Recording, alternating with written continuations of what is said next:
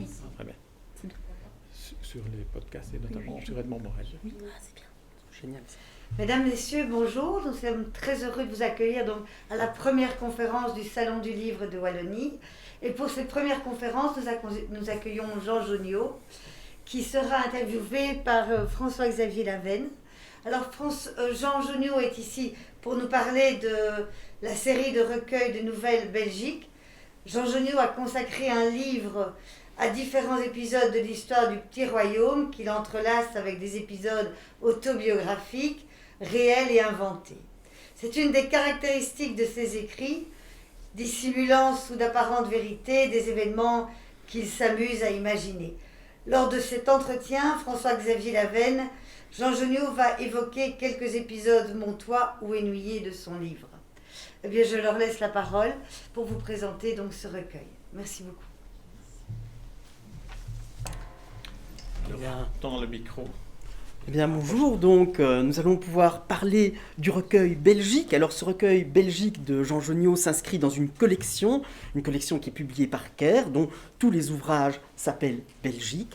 Et chaque écrivain est invité à proposer sa carte personnelle de la Belgique et à interpréter la partition de la géographie et de l'histoire belge à sa manière. Nous allons donc parcourir la carte personnelle de la Belgique de Jean Joniot. Et sur cette carte de la Belgique, eh bien, il y a la ville de Mons qui est évoquée dans de nombreuses nouvelles dans ce recueil, qui est véritablement un fil conducteur. Et en particulier, il y a une nouvelle qui s'appelle Plisnier 67, qui raconte l'entrée d'un jeune garçon à l'Athénée de Mons, les souvenirs un petit peu difficiles de cette entrée, mais aussi une révélation, celle de l'écriture. Et j'aimerais bien vous demander, Jean Joniot, est-ce à l'Athénée de Mons qu'est née votre vocation littéraire? Alors, merci François-Xavier Lavenne pour cette introduction et pour cette première question. Effectivement, nous sommes ici à Mons et Mons a été la ville dans laquelle, depuis l'âge de 10 ans jusqu'à l'âge de 20 ans, j'ai passé l'essentiel de mon temps en étant écolier, élève à l'Athénée royal de Mons et en étant ensuite étudiant à l'école d'interprète qui aujourd'hui s'appelle la faculté de traduction et d'interprétariat de l'université de Mons. Alors, pour revenir plus précisément sur cette nouvelle-là, Plisnier, comme vous le savez, Charles Plisnier est un écrivain qui a fait ses études, lui aussi, je dirais, à Mons, et qui a été le premier à obtenir le prix Goncourt. Et le souvenir que j'ai de mon entrée en littérature, si j'ose dire, à l'Athénée de Mons, est lié à un professeur de français. On ne remerciera jamais assez ces professeurs qui souvent ont été, parfois même sans le savoir, des révélateurs de vocation, ou en tout cas des révélateurs d'intérêt particulier pour un sujet. Ce professeur s'appelait Monsieur Nandrin, donc je n'ai pas oublié son nom non plus, qui, sachant que j'étais un élève un peu particulier, puisque j'avais 2 ans d'avance dans mes études, donc j'étais un peu perdu dans cet Athénée où beaucoup d'étudiants avaient doublé, donc je me retrouvais avec des décalages de 2, 3, 4 ans par rapport à mes petits camarades, avait remarqué que j'étais un peu à l'écart et a eu cette magnifique manière de procéder lorsque, en remettant les points pour des dissertations qu'il nous avait demandé de faire, il avait commencé à citer les noms des élèves à partir de leur cote obtenue, en partant de la plus basse. Donc un tel avait 10 sur 20, un tel 11 sur 20, un tel 12 sur 20. Et je me disais, moi d'habitude, je suis dans les 9-10 sur 20, donc je me dis, il a oublié mon nom. Ou je me disais, j'ai oublié de rendre ma copie, ou je me disais, il a perdu ma copie. Donc j'étais dans un état de stress assez épouvantable, au fur et à mesure où la litanie des noms, un tel 13 points, un tel 14, un tel, bravo, 14 points, un tel 15, 16, et on arrive à 19, et mon nom n'est toujours pas cité. Et il a eu cette astuce de dire, et voilà, le dernier, Jean Joniot, 21 points sur 20. Et donc je trouvais que c'était une manière extrêmement sympathique, extrêmement encourageante d'encourager quelqu'un sans flagornerie, sans paternalisme. C'est vraiment de dire, bon ben voilà, ici j'ai quelque chose qui sort de l'ordinaire. Et alors c'était une dissertation qui présentait pour moi l'intérêt. d'avoir été écrite dans un mouvement de révolte en ne tenant pas compte des règles imposées d'habitude. Le sujet était, je crois, une porte se ferme ou une sorte de sujet de dissertation très ouvert. Et donc je m'étais dit, bon, j'écris ce que je veux, sans forme, et j'ai commencé pour la première fois, et c'est sans doute, si je la retrouvais maintenant, ma première nouvelle, à écrire une nouvelle dont la thématique de la porte qui se referme était la porte de la cour de récréation de l'école communale d'Écosine. Et c'était une porte qui battait au vent lorsque j'y faisais, devenu adulte, une visite de souvenirs pour essayer de reconstituer qu'est-ce qui est vrai dans les souvenirs qu'enfant j'ai de cette période-là, qui n'a pas été simple non plus, à l'école communale d'Écosine cette fois.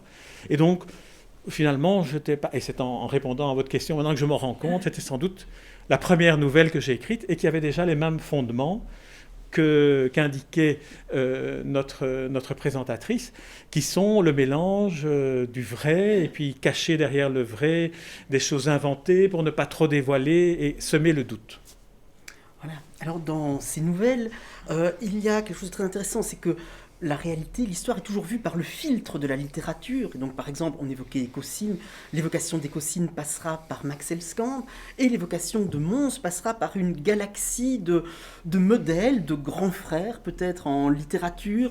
Ce seront Achille Chavée, Henri Verne, Louis Pierrard aussi. Et je voulais m'intéresser particulièrement à cette personnalité de Louis Pierrard que vous voulez tirer de l'oubli vraiment par une des nouvelles qui s'appelle Cercle des écrivains belges. Absolument. Alors Louis Pierrard, et je tiens à indiquer que son neveu Raoul Pierrard, qui est devenu un ami au fil des enquêtes et des recherches que j'ai faites sur son oncle, est présent dans la salle et je l'en remercie. Ça me touche toujours infiniment de savoir qu'il reste attentif à mes recherches et surtout qu'il est très actif dans la préservation de la mémoire de son oncle et de l'œuvre de son oncle. Alors Louis Pierrard, en quelques mots pour vraiment le situer, Louis Pierrard a aussi fait ses humanités à l'Athénée de Mons, mais lui, beaucoup plus militant, beaucoup plus actif, absolu, proactif que moi je ne l'ai été. Je vais vous donner un exemple. À 15 ans, il est à l'Athénée de Mons, donc il est un brillant élève qui apprend le néerlandais, qui apprend l'allemand, qui apprend l'anglais. Donc c'est vraiment un élève qui déjà avait cette dimension internationaliste que l'on découvrira par la suite. Mais c'est aussi un militant très proche de son borinage natal, très proche de sa ville natale de Frameries, dont il est issu. Il est le petit-fils d'ouvriers mineurs, de mineurs. Donc ses parents ont procédé un peu à l'ascenseur social, ils étaient commerçants à Frameries, mais le grand-père était mineur de fond. Et ça a marqué le petit Louis Pierrard qui, étudiant à 15 ans, le dimanche, allait dans la salle du peuple, montait sur les tables et lisait pour les ouvriers le journal à voix haute, puisque lui savait lire et ça lui permettait de communiquer avec les ouvriers mineurs. L'autre épisode, mais tout ça qu'a fait Louis Pierrard mériterait 1 heure ou 2 de conférence, que j'ai eu l'occasion de faire dans le cadre du Collège Belgique. Une autre activité de Louis Pierrard qui a vraiment déclenché cette vocation qui est à la fois d'être un auteur mais aussi un acteur de la vie culturelle a été de créer à Frameries, donc imaginez Frameries, nous sommes en 1907, les premières universités populaires. Le dimanche, il organisait à Frameries des concerts de musique classique, il organisait des expositions, des conférences sur des artistes comme Rubens, comme Rembrandt, et il organisait, enfin là je l'imagine, des projections de diapositives en noir et blanc, comme on avait à l'époque, pour présenter au public d'ouvriers du borinage des évocations de l'histoire de la peinture, estimant que il n'y a pas de raison, parce qu'on est ouvrier mineur, de ne pas avoir accès à la beauté des choses, à la beauté de la culture, à la beauté de la peinture, à la beauté de la musique. Et c'est une vocation qu'il a poursuivie pendant toute sa carrière, puisqu'il est devenu homme politique, député du borinage pendant toute sa vie, à partir de sa première élection. Il n'a eu de cesse que de revendiquer la défense de la culture dans ses actions politiques, mais aussi de défendre l'accessibilité de la culture à tous, y compris à ceux qu'il n'a jamais oubliés, les ouvriers mineurs du borinage. Et vous avez prolongé le rêve de Louis Pierrard en devenant président du Pen Club de Belgique et en relançant ce Pen Club de Belgique dont il a été la cheville ouvrière pendant tant d'années. Alors, non seulement il en a été la cheville ouvrière, mais il a été le fondateur du centre belge du Pen Club. Le Pen Club est une association internationale qui a été créée en 1921, donc nous sommes 3 ans après la Première Guerre mondiale, créée en 1921 par Katharina Amy Dawson Scott, qui était une poétesse anglaise, qui a réuni quelques écrivains lors d'un dîner en ville et leur a demandé, en tant qu'écrivains, de devenir des ambassadeurs de la volonté de paix qui régnait après le désastre qu'a été la Première Guerre mondiale.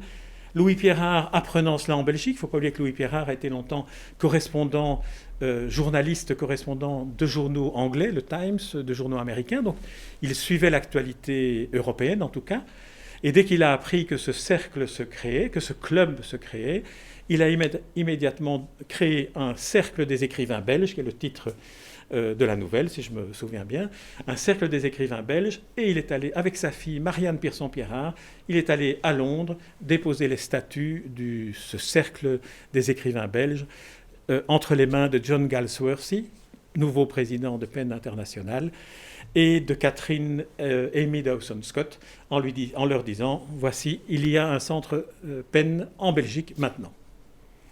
Alors donc on voit Louis Pierrard, c'est un modèle d'engagement humaniste. Il y a un autre modèle qui est évoqué dans ces nouvelles, c'est Achille Chavet. Achille Chavet qui apparaît plutôt comme la figure de la révolte.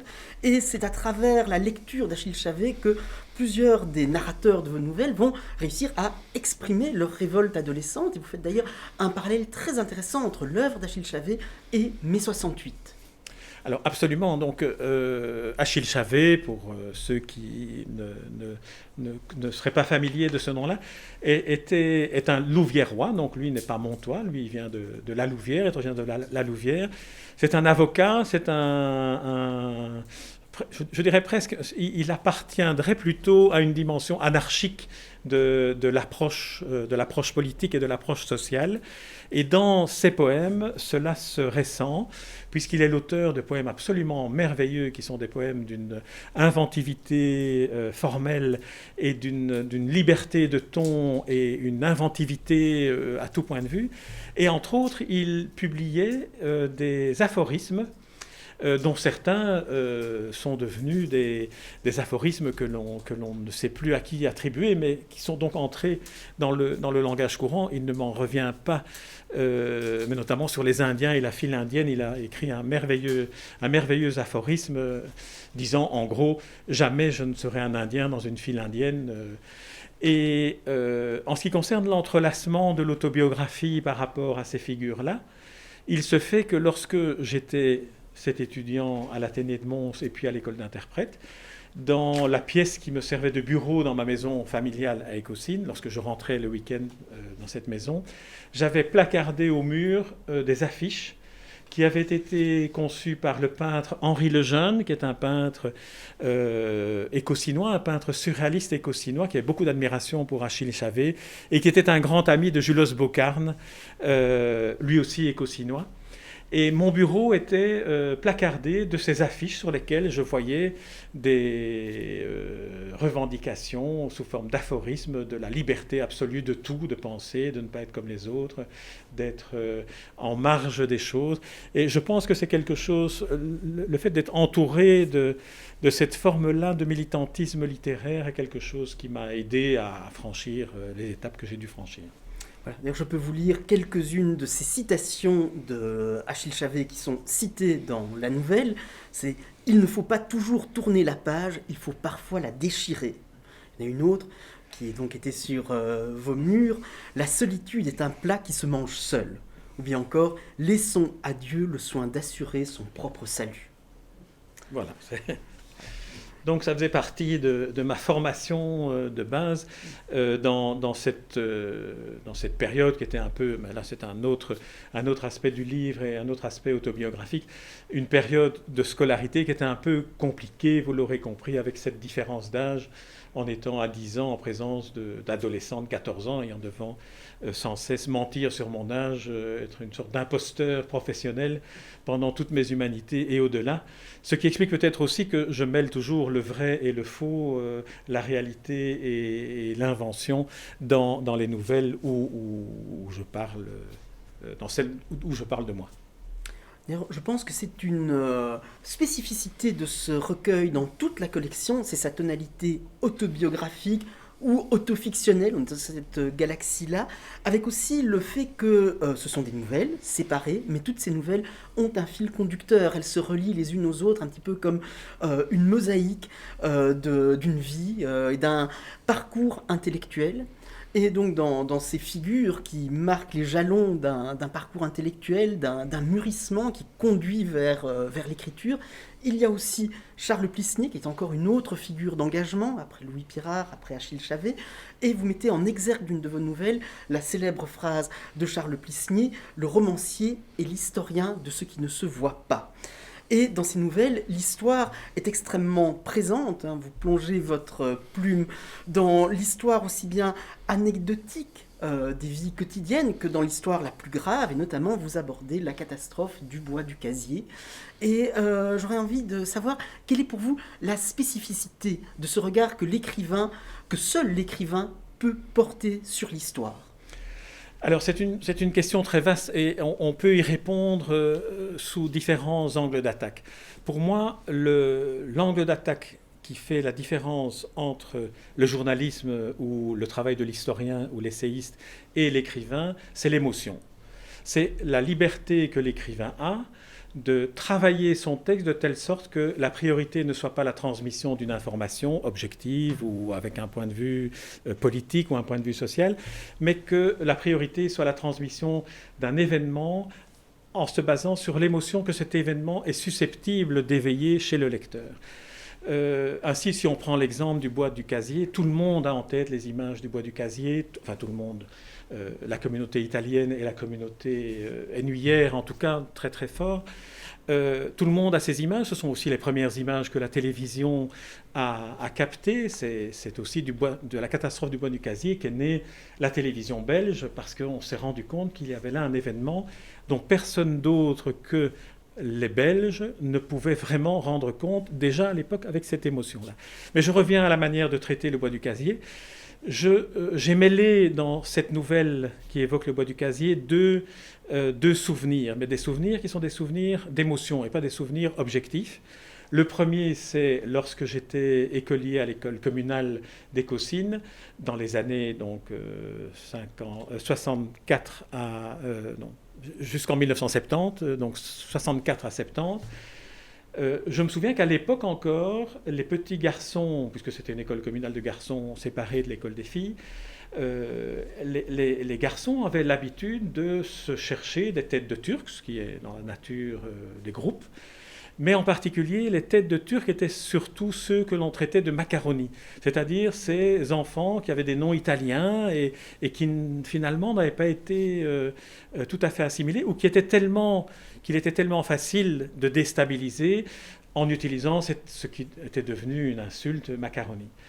Et les autres groupes d'enfants, d'ailleurs, étaient des orphelins qui se trouvaient dans un orphelinat non loin de l'école communale, orphelinat qui s'appelle maintenant l'orphelinat Max Helskamp, puisqu'il y a eu une très belle commémoration de Max Helskamp. C'était en fait le château qu'habitait la mère de Max Helskamp, ou la famille de la mère de Max Helskamp. Et donc on avait ces deux groupes qui étaient vraiment des groupes d'enfants un peu martyrs, ou harcelés. Aujourd'hui, on parlerait du harcèlement scolaire. Et moi, je me souviens que je faisais partie des harcelés, simplement parce que, à nouveau, j'étais plus jeune, plus petit, je mentais tout le temps, donc j'étais l'imposteur total. Et je m'étais... Donc, voilà pour les deux constats objectifs. Mais ici, en ce qui concerne le bois du Casier, nous sommes en 1956, donc 10 ans avant ce que je raconte, et donc c'est un autre petit garçon imaginaire qui se lie d'amitié dans cette atmosphère de harcèlement à l'égard des petits macaronis, qui se lie d'amitié avec un petit garçon qui s'appelle Attilio. Et un jour de septembre, lors d'une de rentrée de septembre, les deux petits garçons qui avaient toujours plaisir à se retrouver puisqu'ils étaient seuls finalement contre tout le monde entier, à un moment donné, mon narrateur se rend compte que Attilio est différent qu'il est distant, qu'il ne parvient plus à être le joyeux compagnon qu'il avait été jusque-là. Et au fil du récit, on se rend compte que nous sommes en septembre 1956. Et souvenez-vous, c'est en août 1956 que la catastrophe du Bois du Casier a eu lieu. Et donc, à un moment donné, mon petit garçon, mon petit personnage raconte, Attilio, il s'appelle Attilio, raconte que le jour de la catastrophe, sa maman lui a donné des tartines et un thermos, et puis il est monté à l'endroit où il aimait bien jouer, le terril, d'où il a assisté à tout. Et ça me permet de raconter la catastrophe du Bois du Casier avec des mots d'enfant qui ne comprend pas ce qui s'est passé.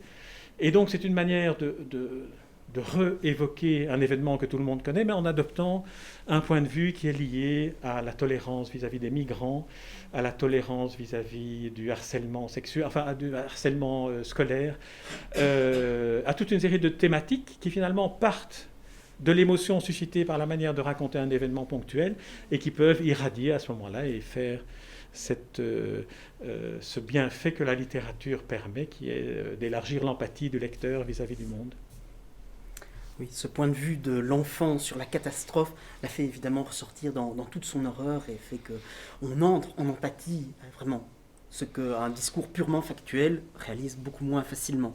Alors, un autre fait que vous sortez de l'oubli, et ce fut une découverte pour moi, c'est l'histoire de ce corps belge des autocanons mitrailleuses, une histoire à laquelle est mêlé un autre écrivain, Marcel Thierry. Alors, les autocanons mitrailleuses, c'est une merveilleuse histoire dont je ne comprends pas encore aujourd'hui pourquoi Hollywood ne s'en est pas emparé pour en faire un film. Alors imaginez, nous sommes en 1915, donc la Première Guerre mondiale a débuté il y a quelques mois, c'est devenu une guerre de tranchées. Le roi Albert se trouve coincé dans ce qui reste de la Belgique, c'est-à-dire la zone de la Panne, Saint-Idesbald, qui est mon lieu littéraire fondamental, et Furnes et une partie des départements français. Donc la Belgique n'est plus qu'un petit bout de dunes de sable et d'eau, puisque l'Isère les écluses de l'Isère ont été ouvertes et donc tout est inondé. Donc nous sommes dans une guerre des tranchées, c'est ça le point important, et il y a un corps expéditionnaire d'autocanons mitrailleuses qui se trouve à Saint-Idesbald. Ça s'est inventé, c'était à Furnes, mais non, moi je les déplace à Saint-Idesbald parce que j'aime bien Saint-Idesbald. Ce corps d'automitrailleuses se trouve là inutile, puisque dans une guerre de tranchées, les autocanons mitrailleuses ne servent à rien. Et le roi Albert leur propose de se rendre en Russie pour aller au secours de l'armée russe et pour créer une sorte de deuxième front, puisque les Allemands étaient aussi en Ukraine et en Galicie en train de créer un deuxième front vers l'Est, comme ils l'ont fait par la suite pendant la Deuxième Guerre mondiale. Mais ici, on est dans la Première Guerre mondiale. Et donc, le roi Albert, qui est le cousin du tsar Nicolas II, comme vous le savez, puisque toutes ces familles étaient liées, et là c'est un peu dans ma fiction, propose à son cousin de lui envoyer une délégation belge armée, les fameuses autocanons mitrailleuses. Il y a 30 véhicules, mais les 30 véhicules sont évidemment accompagnés de camions de nourriture, de camions de pétrole, de camions... Enfin, bref, il y a toute une petite armée belge qui part de Saint-Idesbald et va se retrouver à Arkhangelsk après avoir franchi le Cap Nord à bord d'un bateau parti depuis Dieppe. L'histoire ne s'arrête pas là. Nous étions en 1915. Le temps qu'ils arrivent, nous sommes en 1916. Ils sont reçus, cette délégation belge, ils sont reçus comme des rois, comme des sauveurs par la délégation de l'armée russe qui se trouve à Saint-Pétersbourg, à Tsarskoye Selo, qui est le palais d'hiver du tsar Nicolas II. Arkhangelsk est tout près, donc il y a une troupe de l'armée russe qui vient saluer et rendre les honneurs à l'armée belge qui descend. Et comme eux n'ont rien prévu, ils ont chanté des chants d'étudiants liégeois pour répondre à la fanfare très, très austère de l'armée soviétique. Et voilà, nos hommes, parce que c'était principalement des hommes, se retrouvent là, après avoir traversé le Cap Nord. Ils se retrouvent en Russie. Ils vont descendre avec les autocanons mitrailleux jusqu'en Galicie. Il y aura quelques échauffourées, mais très peu, parce que finalement, la force belge était tellement ridiculement, si j'ose dire, réduite par rapport aux besoins qu'il y aurait eu pour créer un véritable deuxième front. Mais c'est vraiment une histoire belge attachante. Et alors, elle l'est d'autant plus attachante Et là, je reviens à la question de François Xavier. Excusez-moi, j'ai appuyé sur l'image de Jacques de Decker que j'évoquerai aussi et que j'évoque dans cette série de nouvelles. Maintenant, j'ai perdu le fil. J'en étais dans mon histoire. Voilà. Oui, alors les écrivains, pour revenir à votre question, il y avait deux grands écrivains qui se trouvaient parmi le corps expéditionnaire. C'est Marcel Thierry, le grand poète Marcel Thierry, et son frère, Oscar Thierry, qui était malheureusement très très blessé, une blessure assez handicapante pendant une des échauffourées en Russie, et qui donc est revenu blessé et n'a pas pu devenir l'écrivain qu'il aurait été aussi bon ou peut-être même supérieur à son frère Marcel. Alors, voilà, dans cette galerie de moments d'histoire, alors il y en a un autre, c'est l'arrivée de l'homme sur la Lune. Et donc là, cette nouvelle nous transporte dans le troisième point sur votre carte de Belgique. Donc il y a eu Écosine, il y a Mons, il y a Saint-Idesbald, il y a cette évocation tout à fait originale de l'arrivée de l'homme sur la Lune. Alors, oui, mais à nouveau, c'est toujours le même principe. Je conserve un souvenir d'une manière dont ma vie s'est construite à cette époque-là. Là, en étant donc l'homme met le pas sur la Lune, ce grand pas pour l'humanité, le 21 juillet 1969, le 21 juillet 1969, 21 juillet qui est aussi une date remarquable pour le monde entier, qui est la date la première victoire d'Eddy Merckx au Tour de France. C'est aussi le 21 juillet que ça s'est produit, et donc le monde entier doit s'en souvenir. Et c'est aussi une date importante pour une troisième raison qui m'échappe maintenant, mais qui me reviendra. Et donc la manière dont j'ai d'évoquer cet événement-là, c'est aussi à travers un narrateur qui est un jeune homme, un jeune adolescent, qui se trouve à Saint-Idesbald et dont il faut savoir que la construction familiale fait qu'il vit seul avec un père veuf qui ne veut ni télévision, ni radio, ni cinéma, que des livres. Donc c'est vraiment un personnage singulier dont la mort de son épouse a provoqué une espèce de dépression tellurique dont il n'est jamais vraiment sorti. Et donc le garçon qui vit avec lui se trouve dans cet isolement du monde extérieur assez radical. Et il a pour habitude, lorsqu'il est en séjour dans la petite maison de Saint-Idesbald, d'aller regarder la télévision quand même chez un voisin, mais à l'extérieur, à travers la vitre. Donc il ne voit que les images en noir et blanc, mais il ne voit rien il n'entend pas ce dont il est question. Et donc c'est une manière pour lui de passer un peu de temps éloigné de son père dépressif. Et ce jour-là, le 21 juillet, évidemment, c'est l'été, on est en vacances, il se trouve dans cette maison à Saint-Idesbald et il assiste en version muette et noir et blanc à l'arrivée du premier homme sur la Lune.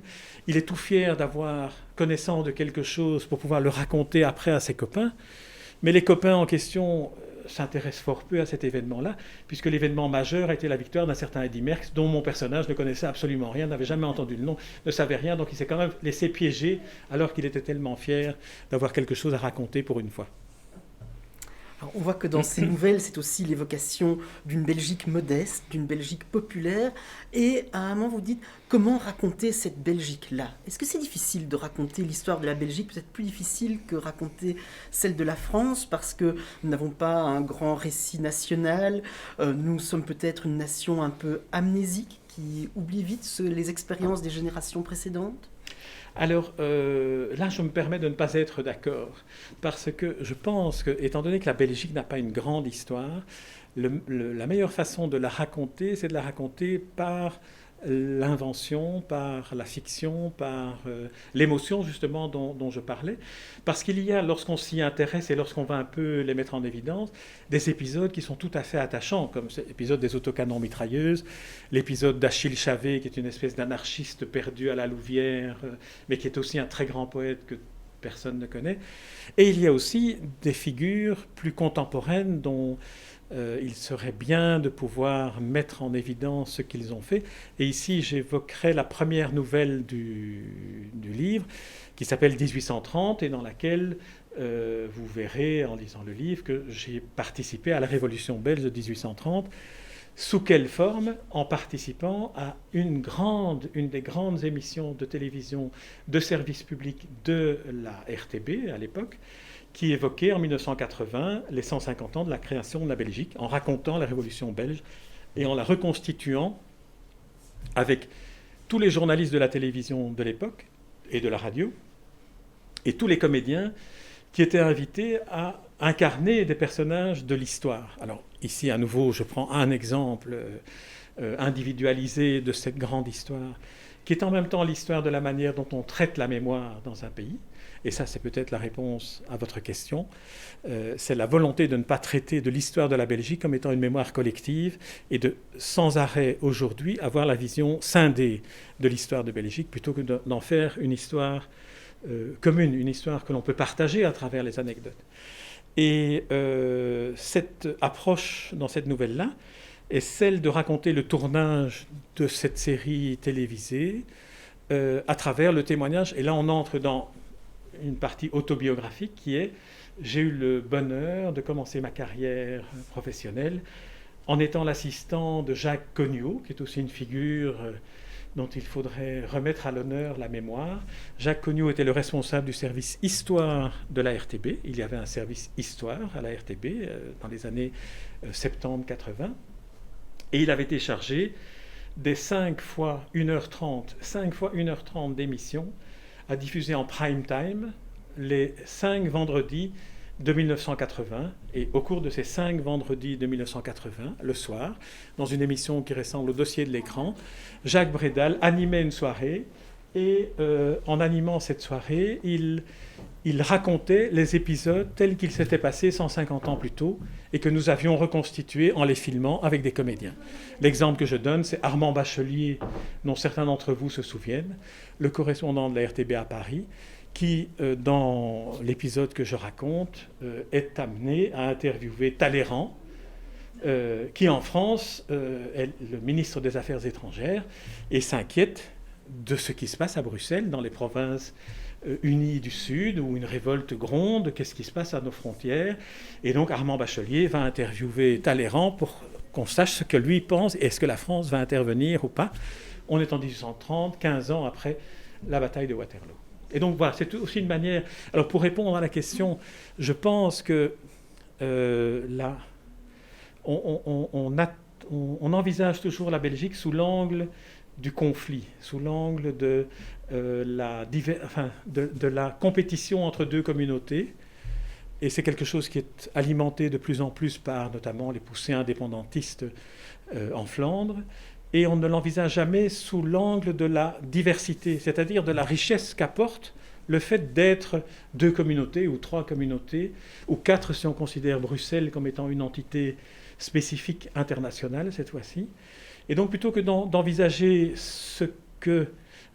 comment s'interpénètrent les divergences entre les communautés, on a tendance peut-être un peu trop à exacerber ce qui oppose plutôt que ce qui réunit, alors qu'une des caractéristiques de la Belgique est de ne jamais régler les conflits, de ne jamais régler les dissensions par des conflits, mais de toujours les régler par le consensus. Alors, avec la nouvelle 1830, on vit peut-être les débuts d'une vocation journalistique. Et je n'interviewe pas que Jean Geniot, j'interviewe aussi Edmond Morel.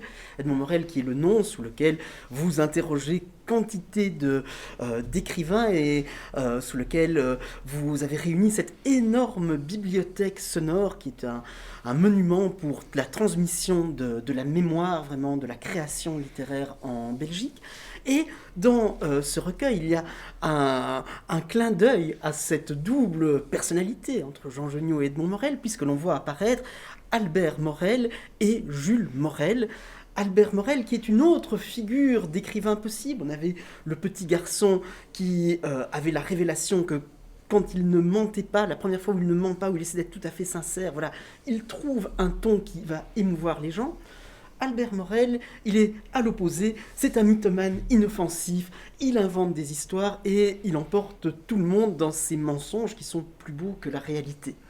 Donc là, nous sommes dans cette tension entre la vérité et le mensonge. Et donc, j'aurais envie de savoir un petit peu Qu'est-ce qui vous a poussé à ce jeu autofictionnel? Et puis, est-ce que, dans le fond, ce qui ressort, c'est qu'il faut un petit peu de mensonge pour pouvoir dire la vérité et un petit peu de fiction pour réussir à toucher l'âme du réel? Oui, alors peut-être un mot d'abord sur Albert Morel et Julien Morel, et il y a plein de prénoms autour de Morel et de Montmorel. Les deux nouvelles en question sont des nouvelles qui tournent autour de la Chine. Et chacune des nouvelles du recueil commence par une citation d'un auteur belge. Et là, la première des nouvelles commence par la citation de Jacques Brel. Aller en Chine, ce n'est pas compliqué. Le plus difficile, c'est de quitter Vilvoorde ou de quitter Mons ou de quitter l'endroit où on est en Belgique. Et à partir de cet exergue-là, j'ai inventé cette situation où un personnage qui s'appelle Morel, je ne sais plus son prénom, réunit ses copains sans arrêt et leur dit « Voilà, je vais aller en Chine, j'ai un billet pour aller en Chine, je pars dans 3 semaines en Chine. » Et il leur casse les pieds à n'en plus finir avec son départ en Chine. Départ que finalement, il manque, il rate son avion et il n'a pas les moyens de se racheter un deuxième billet. Et donc, il rentre penaud chez lui, évitant ses copains, évidemment, pour lesquels il est maintenant enfin parti, ils en sont enfin débarrassés. Et il rentre chez lui, se cacher pendant les 3 semaines du voyage. Il se cache chez lui et il crée une page Facebook où il raconte son voyage fictif avec des photos qu'il va prendre sur les sites, etc. Et donc il invente un voyage qu'il n'a pas réalisé. Évidemment, à la fin de la nouvelle, il se fait piéger parce qu'il n'a pas pensé à un événement qui fait qu'il est impossible qu'il soit revenu de Chine le jour où il dit qu'il est revenu de Chine, donc il n'y est pas allé. Et cette manière de raconter, finalement, c'est aussi une manière de raconter une imposture, mais une imposture gentille, une imposture finalement innocente, qui est finalement l'imposture que moi j'ai menée dans ma vie personnelle pendant 15 ans de ma vie, donc tout le temps dire que j'étais quelqu'un d'autre que celui que j'étais finalement. Et donc ça c'est pour la première nouvelle. La deuxième nouvelle est une nouvelle de résilience par rapport à la première, puisque le Morel en question demande à ses copains de lui pardonner le mensonge, et leur dit, mais écoutez, pour me faire pardonner, je vais vous raconter une autre histoire, celle de mon ancêtre Jules Morel. Savez-vous que la Belgique était présente en Chine en 1902 pour la construction d'un immense chemin de fer entre Pékin et Hankou, et que mon arrière-grand-père, Jules Morel, était l'assistant direct de Jean Jadot, l'ingénieur qui a été chargé par Léopold II de construire cette ligne. Alors dans ce que je viens de vous dire, il y a du faux, il y a du vrai. Julien Morel n'existe pas, mais Jean Jadot existe. Et la ligne de chemin de fer de Hankou, M. Opine du Bonnet, ou du Masque, et la ligne Hankou a effectivement été construite par des ingénieurs belges avec des ouvriers chinois entre 1895 et 1905, avec la guerre des Boxers qui est intervenue à ce moment-là, etc. Et donc la part de vrai existe, et le Julien Morel est un personnage que je réinvente pour faire pardonner les égarements de mon personnage imposteur, et qui me permet alors d'aller investiguer sur un des aspects de l'histoire de Belgique, qui est aussi un aspect que l'on néglige, où il y a eu des aventures. Nous avons été des aventuriers, les Belges. Et la Belgique a été la deuxième ou troisième puissance économique mondiale pendant une période assez longue, notamment au XIXe siècle, fin du XIXe siècle et début du XXe. Et donc, voilà les deux nouvelles chinoises qui me valent aujourd'hui d'avoir été contacté par un éditeur chinois qui souhaite publier une traduction en chinois du recueil de nouvelles. Et donc, voilà, je suis en train maintenant de prospecter pour faire déjà une traduction de travail en chinois et avoir ce livre publié en chinois. Et donc, c'est une manière de faire parler de la Belgique ailleurs qu'en Belgique, justement. Ce livre, qui n'est d'ailleurs pas que traduit en chinois, j'ai cru comprendre qu'il était paru ou qu'il allait paraître très prochainement en Italie. Alors, il est paru en italien il y a 2 ou 3 mois. La pandémie a un peu retardé, enfin les confinements un peu retardés. Et donc, la nouvelle Attilio sur le bois du casier avait été traduite pour une revue italienne déjà. Et un éditeur, une éditrice plus exactement italienne, ayant lu la nouvelle en italien, a demandé à pouvoir traduire l'ensemble qui vient de sortir dans une collection de littérature belge en italien. Et bientôt en chinois, donc. Donc le rayonnement international de la Belgique et de ces petits fragments de Belgique. Et je voudrais illustrer ce jeu permanent dans vos nouvelles entre ce qui est vrai et ce qui est inventé, ce mélange de la réalité et de l'imaginaire, parce qu'il y a la description d'une ville du Pays Noir qui s'appelle Warzipon. Et lorsque je l'ai lu, mon premier réflexe a été de taper dans Google pour chercher Warzipon et aller voir ces paysages qui sont si bien décrits. Et je n'ai pas trouvé Warzipon. C'est une invention, mais c'est la manière dont l'imaginaire de l'écrivain réussit à condenser quantité de lieux et à leur donner une existence, simplement un corps par les mots. Et donc je vais vous lire la description de Warzipon. Comment décrire Warzipon ? Imaginez une ville moyenne, déposée dans les premières années du XIXe siècle au milieu d'une plaine. Voyez cette campagne lisse et plane, après qu'elle a été éventrée par des hommes avides d'en exploiter les entrailles charbonneuses. Regardez au milieu du Pays Noir les alignements rectilignes faits de maisons basses, érigées en étoiles à partir du centre minier où s'élèvent les chevalements comme autant d'arbres morts. Ajoutez, encerclant cette géométrie industrielle, les crassiers qu'un siècle d'exploitation des mines a élevés en collines hautes et noires, aujourd'hui parsemées d'une végétation verte, blanche ou jaune, suivant les saisons et la hauteur des bouleaux qui y sont plus fréquents. Achevez ce panorama en y disposant des immeubles modernes jetés par-ci par-là pour loger une population aujourd'hui au chômage. Complétez l'ensemble par un écheveau serré de routes et de viaducs qui se déroule depuis le boulevard circulaire et l'autoroute dont on entend constamment la rumeur. Vous pourrez alors imaginer à quoi ressemble Warzipon, la ville noire. Alors voilà, si vous voulez découvrir, vous plonger dans les Belgiques de Jean Geniot, je ne peux que vous recommander ce livre. Et donc, vous pourrez visiter la ville imaginaire de Warzipon, le cœur du Pays Noir. Voilà, merci.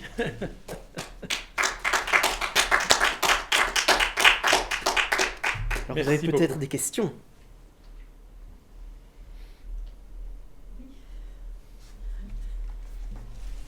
Moi, j'aimerais demander à Jean Geniot s'il envisage une traduction en néerlandais. Alors, voilà, une excellente question. Je vais la reformuler parce que je ne sais pas si l'enregistrement a pu se faire à distance. Est-ce que ce livre a été traduit et publié en néerlandais, c'est-à-dire de l'autre côté de la frontière linguistique ? Alors, il se fait que non, sauf une nouvelle d'un précédent recueil qui est la seule traduction en néerlandais que j'ai jamais vue paraître. Et là, il y aurait aussi une réponse à la question que François Xavier posait tout à l'heure, à savoir est-ce que les Belges, la Belgique est un pays qui a une histoire commune, qui a une histoire que l'on peut aimer. Je pense qu'une des réponses à ça est le fait que la barrière linguistique est devenue une barrière infranchissable, sauf pour certaines figures éclairées de la pensée, de la culture, de l'érudition et de l'histoire, comme Jacques de Decker, dont on a vu la photo passée, qui était finalement un des rares, je pense qu'il y en a vraiment très très peu, contrebandiers de cette frontière linguistique entre les deux communautés. Et c'est vrai qu'une des voies pour que pas recréer une communauté belge, mais pour qu'il y ait une part d'interconnexion entre les deux cultures, pourrait passer par la littérature, et notamment par la lecture d'un côté et de l'autre de ce que les écrivains nous donnent à voir du monde, puisque la littérature, c'est aussi la langue, c'est aussi la manière de voir le monde et de décrire le monde. Du côté des Flamands, des écrivains flamands, la situation est paradoxalement beaucoup plus simple, puisque écrivant dans une langue minoritaire au niveau mondial, ils ont la possibilité d'obtenir des soutiens financiers considérables, parfois de la part des ministères de la communauté culturelle, des ministères de la culture, qui leur permettent d'être traduits en français, donc d'être publiés chez Actes Sud, chez Gallimard. Et donc nous avons accès à des écrivains merveilleux comme Tom Lanois, Stéphane Hertmans ou David Van Reybrouck, pour ne citer qu'eux, mais il y en a des dizaines d'autres. Eux, par contre, n'ont pas la possibilité d'avoir accès à ce qu'écrivent leurs confrères, et je trouve que c'est vraiment dommage. Je crois peut-être que les les pouvoirs publics en charge de la culture et de la littérature puissent trouver des formules pour aider à la traduction en néerlandais, à la publication en néerlandais de ces livres-là. Et je sais que nombreux sont les auteurs et autrices de la francophonie qui le souhaiteraient, parce que finalement, ce que nous racontons, quel que soit le niveau de fiction dans les histoires que nous inventons, sont quand même marqués par un terroir qui va plus loin que Bruxelles et la Wallonie, qui est au moins un terroir belge. Mais voilà. Pardon ? Comme le titre. Absolument, absolument. Et alors on avait fait, pour dire un petit mot sur la collection Belgique, donc c'est une collection qui en fait a été inspirée par le principe de la revue marginale, tel que Jacques de Decker l'a créé dans sa deuxième version, qui est de dire à des écrivains, racontez-nous des histoires inventées, littéraires, sur des réalités objectives que tous les trimestres nous allons vous donner. Et finalement, ici, la consigne est simplement Belgique, donc la thématique imposée est Belgique, mais le principe reste le même. C'est des nouvelles, des histoires courtes, de fiction, écrites par des écrivains sur la thématique de Belgique. Et il y a peut-être là, enfin je ne désespère pas, la revue marginale n'a jamais été traduite en néerlandais, et les Belgiques n'ont pas encore été traduits en néerlandais, mais peut-être qu'il y aura un jour une traduction d'un Belgique à partir du chinois vers le néerlandais. On verra. C'est interpellant ce que vous dites, parce que, au fond, parlant de deux communautés linguistiques en Belgique, c'est quand même curieux que la culture et la langue française n'aient jamais aussi été rayonnantes que lorsque des écrivains flamands se sont exprimés en français. On pense notamment à Émile Verhaeren, le grand poète national, à Maurice Maeterlinck, mon Dieu, dans le théâtre, à Constantin, à Georges Rodenbach, Bruges la morte. Ouais. C'est fou ce que la Flandre a apporté pour le rayonnement de la Belgique à travers la langue française, alors que c'était des écrivains purement flamands. Ça méritait quand même d'être redit à un moment donné, par rapport à la querelle linguistique actuelle. Absolument, mais là, en même temps, l'argument est positif, je dirais, dans le sens qu'il existait une histoire littéraire commune, mais en même temps, il nourrit aussi une part des revendications du côté de la Flandre, qui est de dire « nous ne voulons plus que nos écrivains écrivent dans une autre langue que la nôtre ». Et donc, on se retrouve devant le phénomène suivant, qui est que seuls écrivent en français les écrivains du sud de la frontière linguistique, non traduits en néerlandais. Par contre, les écrivains néerlandais, avec tout le talent qu'on leur connaît, continuent à écrire dans leur langue, mais sont lus aussi dans d'autres langues, et pas seulement le français, mais l'anglais, l'allemand. Ils ont en fait, ils ont une politique. Mais ici, je parle sous réserve de ne pas connaître bien l'actualité des aides à la littérature en communauté française, mais ils bénéficient d'une politique qui est une politique de mise en valeur hors de leur territoire, la Flandre, qui est un petit territoire linguistique et un petit territoire géographique, de mise en valeur hors de leur territoire, de leurs créateurs, que ce soit littérature, théâtre, cinéma. Il y a vraiment une volonté et une politique délibérée et active d'exportation de la culture. Nous, francophones, souffrons peut-être du fait que nous sommes amalgamés dans une francophonie et que ça arrange bien les éditions en langue française et les éditions en France de ne pas être envahis dans leur librairie par des éditions belges d'auteurs de langue française. Et donc il y a une difficulté à franchir, y compris pour les écrivains francophones de Belgique, la frontière d'Outre-Quiévrin vers le marché français. Aller dans une librairie à Lyon, à Bordeaux, pour trouver un livre belge, ils doivent le commander, ça n'existe pas. Et donc là, il y a peut-être toute une pensée politique à revoir, comment financer l'exportation, littéralement, de la littérature belge francophone. Alors moi, je pense qu'il y a 4 marchés principaux vers lesquels il faudrait se diriger. Il y en a un qui est la Flandre, on vient d'en parler, c'est le premier à essayer d'investiguer, qui est vraiment comme l'étranger. Le deuxième, c'est toute l'édition non francophone, l'édition anglaise, chinoise, italienne, etc. La troisième, c'est la francophonie, hors de la France. Et le quatrième marché à vraiment ciblé et travaillé de manière spécifique, c'est la France. Et tant qu'il n'y aura pas... Par exemple, il y a beaucoup de soutien aux maisons d'édition pour la publication de livres belges en langue française. Il faudrait peut-être l'équivalent ou redonner des priorités pour que ces maisons d'édition aient des financements pour financer la traduction en d'autres langues ou la promotion en France ou la possibilité de payer le coût que représente un diffuseur à destination du marché français pour des maisons d'édition belges. Il y a un exemple d'une maison d'édition qui est la maison d'édition MEO, qui va maintenant, à partir de janvier, qui va travailler avec un diffuseur en France. Mais c'est un grand risque aussi, parce que si on envoie 1000 ou 2000 exemplaires d'un livre dans des librairies en France et que ça ne se vend pas, les 1000 et 2000 reviennent chez l'éditeur belge qui se retrouve dans une situation difficile. Donc... c'est une situation en même temps paradoxale et enfin, quelqu'un qui n'est pas averti comme moi se dit il devrait y avoir des solutions simples, mais apparemment elles sont peut-être moins simples qu'il n'y paraît. Ça enlève tout à fait votre engagement, aussi bien en tant que président durant de nombreuses années du Pen Club, maintenant président honoraire du Pen Club, et aussi en tant que journaliste littéraire et personne qui alerte vraiment le grand public sur des faits culturels extrêmement importants. Et là, sortons peut-être de Belgique.